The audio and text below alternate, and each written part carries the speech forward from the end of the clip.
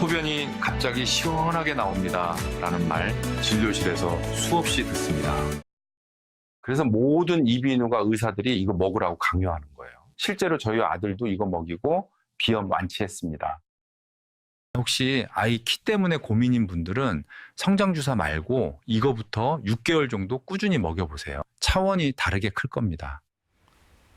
아, 근데 지금 어디까지가 가짜인지가 궁금한 게 저 내용이 가짜인지 아니면 저기에 지금 말하고 있는 사람도 가짜 사람인지 아니면 사람은 진짜인데 그냥 내용만 도용된 건지 어디까지가 가짜고 진짜예요?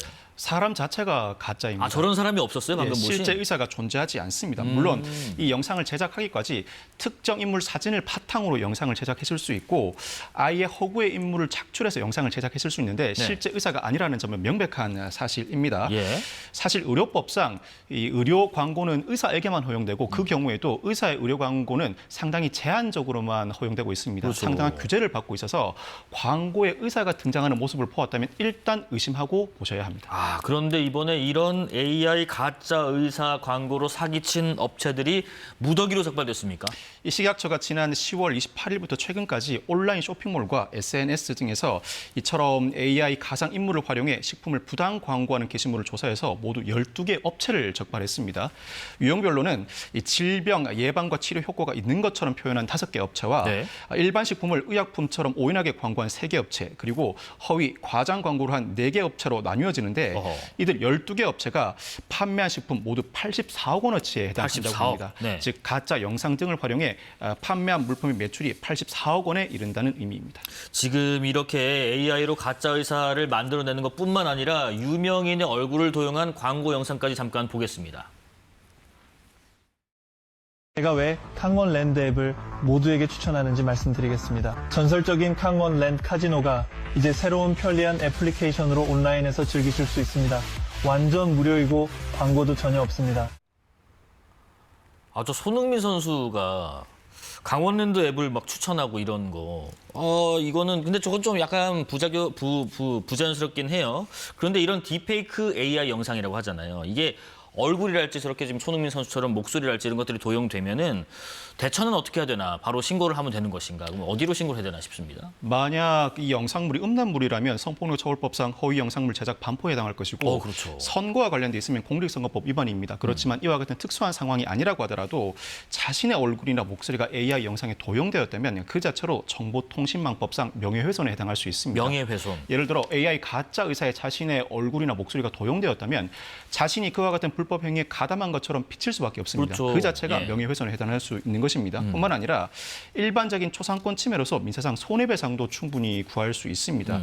이와 같은 일이 발생했을 때는 즉각 삭제, 차단 조치를 취해야 하는데 정보통신 서비스 제공자, 즉 플랫폼에 관련된 삭제, 차단 요청을 하거나 방송통신심의위원회에 관련 삭제, 차단 요청을 할 경우에 관련 심의를 거쳐서 이와 같은 조치가 이루어질 수 있습니다. 그러면 그 도용된 사람 말고 아까 손흥민 선수 같은 사람의 가짜 페이크 영상에 속아서 만약에 내가 피해봤다. 그 피해도 보상받을 수가 있어요?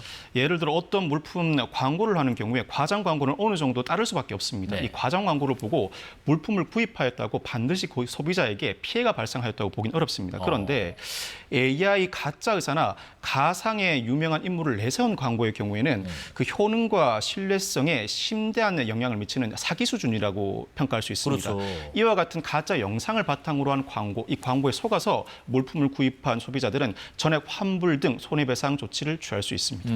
그러니까 박성배 변호사가 나와서 이것이 막 좋습니다라고 하면은 믿으니까 공신력이 있으니까 또 혹하는 사람들이 있단 말이죠. 그런 사람들도 보상을 받을 수 있는 맞습니다. 창구가 일부 열려 있다. 그리고 지금 문제가 뭐 AI 영상인지 아닌지 좀 봐도 헷갈리는 게 젊은 사람도 그런데 노년층 피해도 이게 상당히 클 것 같은데 어때요? 과기부가 지난 2023년 디지털 정보격차 실태 조사를 해봤더니 이 고령층의 디지털 정보화 수준이 70.7%로 장애인, 저소득층, 농어민, 고령층 중에서도 가장 낮은 것으로 나타났습니다. 사실 고령층이 유튜브 영상 등을 흔히 접하다 보니 이와 같은 피해에 온전히 노출되고 있는 상황인데 요즘에는 AI 영상이 근육의 움직임도 상당히 세밀하게 묘사하고 그림자까지 완벽하게 구현하다 보니 젊은 층조차도 실제와 가짜 영상을 구별하기 예상하기 어려운 실정이라고 할 수 있습니다. 정부 대책이 절실한 상황입니다. 정부가 일부 나선 상황인데 우선 방송미디어통신위원회는 AI 생성물 게시자에게는 AI 워터마크를 반드시 부착하도록 하고 플랫폼은 AI 워터마크가 제대로 부착되어 있는지 관리 의무를 부과하기로 했습니다. 사실 내년 1월에 AI 기본법이 시행될 예정인데 이 AI 기본법은 AI 사업자의 생성물 표시 의무를 규정하는 조항을 두고 있어서 이와 별개 게시자와 플랫폼 의무 조항을 별도로 생성하기 시작한 것입니다. 뿐만 아니라 공정거래위원회와 식약처도 AI 제품 추천 광고에 대해서 위법성 판단 기준을 명확히 했는데 AI가 제품을 추천할 때 가상인간을 표시하지 않으면 부당 표시 광고에 해당하는 것으로 보고 AI 의사 전문가가 식의약품을 추천할 경우에는 소비자 기망 광고로 간주하기로 했습니다. 뿐만 아니라 위법 행위자에 대한 처벌도 강화하는데 징벌적 손해배상 제도를 도입해서 최대 손해액 5배를 도입하고 허위 과장 광고 과징금도 대폭 올릴 예정입니다. 의사, 전문가, 손흥민, 박성배 변호사가 이 약 한번 먹어봐 하라면은 속지 마시기 바랍니다. 그런 거 하면 안 됩니다. 이주의 사건 세 번째 주제입니다. 어제 카카오 다니는 직원들이 강제로 퇴근당했어요. 집에 가라고요. 좀 반가운 소식 아니었을까 싶기도 한데. 어제 오전에 A씨라는 인물이 카카오 고객센터에 한 글을 보냅니다. 카카오 판교 아지트에 폭발물을 설치했다. 계좌로 100억 원을 보내지 않으면 임원을 살해할 것이고 나아가 제주도 본사에도 위협을 가하겠다는 글이었습니다. 네네. 이 글에 즉시 카카오가 전 직원에게 퇴근을 명하고 재택근무를 하도록 조치를 하였을 뿐만 아니라 경찰 특공대와 근 폭발물 처리반까지 현장에 출동할 정도로 일촉즉발의 상황이 이어졌습니다. 실제로 폭발물이 나왔는지 이거 협박한 사람은 잡혔는지 싶어요. 실제 폭발물은 발견되지 않았습니다. 다행입니다. 허위의 글이었던 것으로 보이는데 이 범인은 자신을 고등학교 자퇴생이라고 소개를 했다고 합니다. 네. 용의자 A씨 계정이 특정되었습니다. 그런데 이 용의자 A씨가 자신의 명의가 도용되었다고 강력하게 주장하면서 자신은 이와 같은 글을 보낸 적이 없다고 주장하는 상황입니다. 그러면은 이 명의가 도용된 상황이다. 실제 글쓴이가 아니라고 지금 경찰은 보고 있는 것 같고 만약에 이 사람의 주장이 또 맞다면은 고교 자퇴했다. 그러면은 촉법소년은 아니지만은 처벌은 어떻게 어느 법을 적용받게 되는지도 궁금하고요. 만약 이 글을 보낸 사람이 실제로 고등학교 자퇴생이라면 네. 10대 중후반으로 추정되는데 그렇죠. 10세 이상부터 보호처분이 가능하고 14세 이상부터 형사처벌도 가능합니다. 형사처벌에는 무리가 없어 보입니다. 이 사안은 협박에 해당하기도 하고 허위의 글을 게시함으로써 전 직원을 퇴근하게 만들었으니 업무방해에도 해당합니다. 업무방해. 뿐만 아니라 100억 원을 보내지 않으면 추가로 위협을 가하겠다는 글 내용도 포함되어 있어서 공갈 미수에도 해당합니다.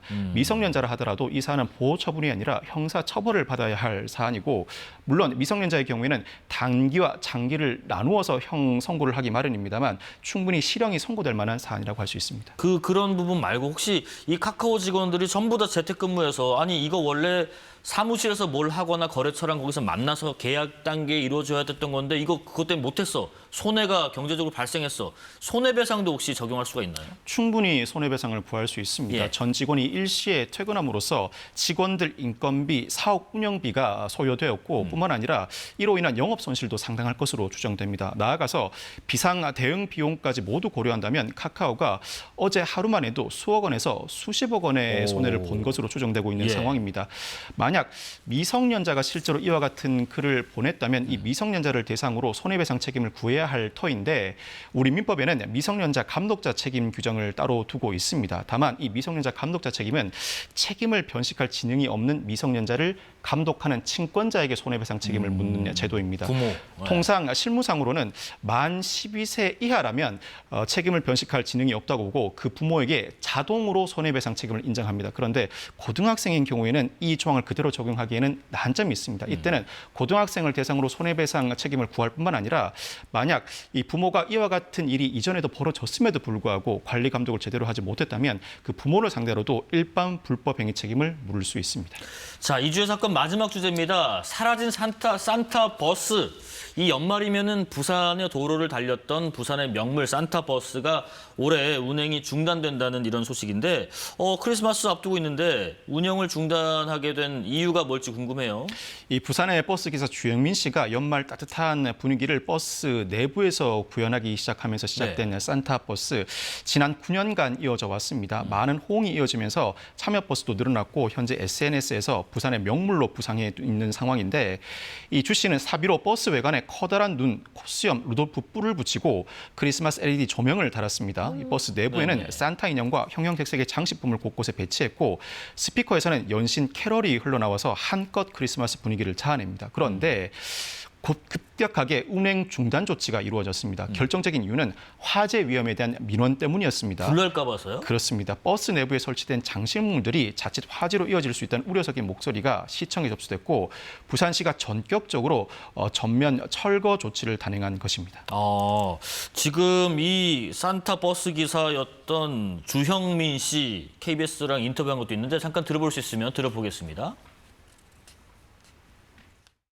지금 5년째 하고 있지만은 이제 지금 상황이 코로나로 많이들 힘들어하고 지쳐 있기에 좀 더 정성을 작년보다 더 많이 들여서 준비한 부분이 있습니다.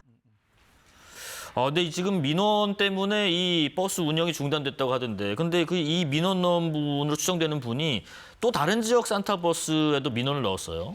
누리꾼들이 민원 제기자로 특정인 A 씨를 지목했습니다. 그런데 이 A 씨는 자신은 절대 부산 산타버스 민원을 제기한 바가 없다고 강력하게 반발하고 있습니다.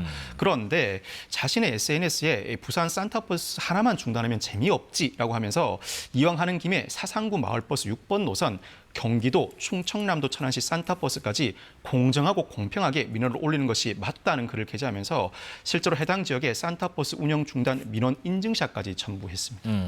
187번 버스로 알고 있는데 부산에 유명했던 산타버스 민원 때문에 어쩔 수 없이 볼 수가 없다고 하는데 참 이 운행 중단 소식에 아쉬워하는 시민들도 참 많으실 것 같습니다. 자, 이주의 사건 강력팀 형사 출신 박성배 변호사 말씀 나눴습니다. 고맙습니다. 감사합니다.